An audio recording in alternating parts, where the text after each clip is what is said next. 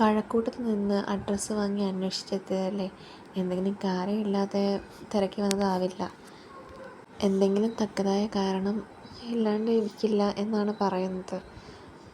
ഇവിടെ ജോലിക്കെടുത്ത പെൺകൊച്ചിൻ്റെ പേരെന്താ എന്നാണ് അയാൾ ചോദിക്കുന്നത്. അപ്പോൾ പറയുന്നുണ്ട് രേവതിക്കുട്ടി എന്നാണ് വിളിക്കാറെന്ന്. ഇപ്പോൾ എന്തിനാ അതിനെ അന്വേഷിച്ച് വന്നേ എന്നാണ് ചോദിക്കുന്നത് അച്ചായൻ. നിങ്ങളെ കുടുംബത്തിലെ കുട്ടിയാണോ എന്നൊരു സംശയം. അത് കേട്ടപ്പോഴേ ഗ്രേസ് ആൻറ്റിയുടെ ആകെ ഞെട്ടലോട് കൂടിയ, അതായത് ഇനി രേവതിക്കുട്ടിയെ വിട്ടുകൊടുക്കുക എന്ന രീതിയിലുള്ളൊരു നോട്ടത്തിലാണ് നോക്കുന്നത്. അത് കഴിഞ്ഞ് നിങ്ങൾക്ക് കുട്ടിയെ കണ്ടിട്ടുമില്ല, നിങ്ങളുടെ കുട്ടിയാണെന്ന് പറയുക, അത് എന്തർത്ഥത്തിലാണ് പറയുന്നതെന്ന് ചോദിക്കുന്നവർ. അത് കഴിഞ്ഞ് രേവതിക്കുട്ടിയായിട്ടുള്ളൊരു സംഭാഷണമാണ് അവിടെയുള്ളത്.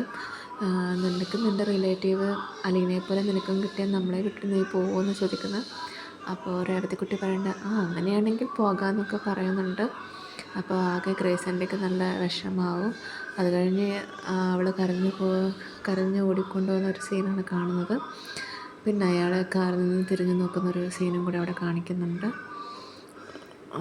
എന്തായാലും രേവതിക്കുട്ടിക്കും ഒരു ഫാമിലി ഉണ്ടാകും, അലീനയ്ക്കുള്ളതുപോലെ രേവതിക്കുട്ടിക്കും എന്തായാലും ഉണ്ടാകും എന്നാണ് വിചാരിക്കുന്നത്.